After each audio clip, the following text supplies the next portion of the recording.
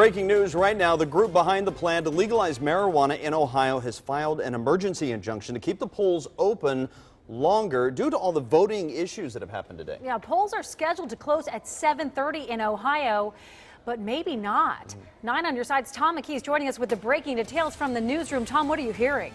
Well, Julie, I just got off the phone with Tim Burke, the chairman of the Hamilton County Board of Elections. He confirms that a hearing on that preliminary injunction is ready to begin on the issue in just a few minutes before Hamilton County Common Pleas Court Judge Robert Ruhlman. And courthouse sources tell 9 on your side that he's likely to grant that request.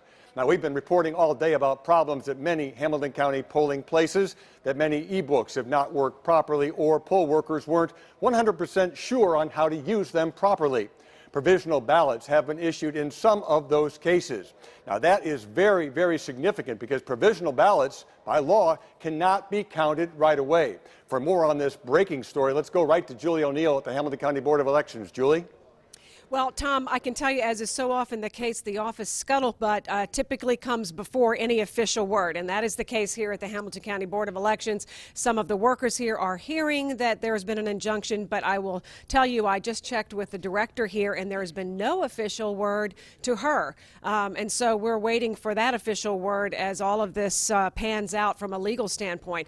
The problems continue, so far as I can tell. There's a group of troubleshooters. They just actually went down the elevator just before I came to you live to go and deal with more issues with these iPads, these e-books, and the problems continue with the poll workers trying to scan in registered voters' names, and in some cases they cannot find them in the system, and so these people are turned away. We did talk to one man this morning who said, look, let me just fill out a provisional ballot, and he says they didn't have any provisional ballots. Some of these happen every election, but I did ask the director here whether we're seeing more problems than usual, and the answer was definitely yes.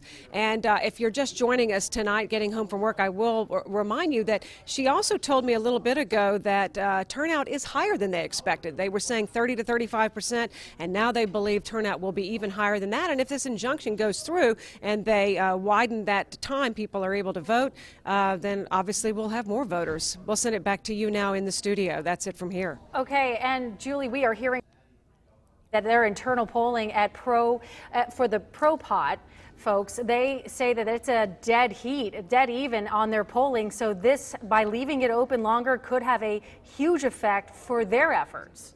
Well, obviously it depends on who is more serious and passionate about their cause and how they cast that vote. It's going to be interesting to watch tonight, Tanya. I think it might be a long night, too. We're going to be covering all of it, of course. Thanks, Julie.